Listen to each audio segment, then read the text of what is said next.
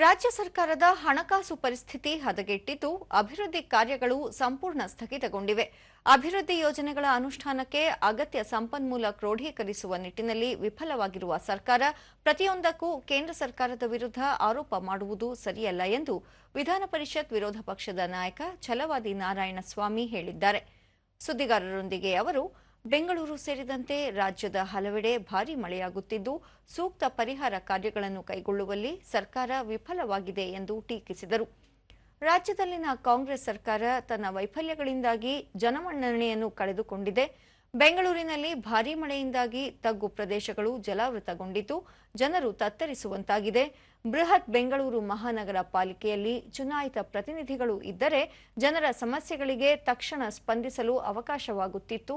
ಆದರೆ ಸರ್ಕಾರ ಮಹಾನಗರ ಪಾಲಿಕೆ ಹಾಗೂ ಜಿಲ್ಲಾ ಮತ್ತು ತಾಲೂಕು ಪಂಚಾಯಿತಿ ಚುನಾವಣೆಗಳನ್ನು ಸೋಲಿನ ಭಯದಿಂದ ನಡೆಸಲು ಹಿಂಜರಿಯುತ್ತಿದೆ ಎಂದರು.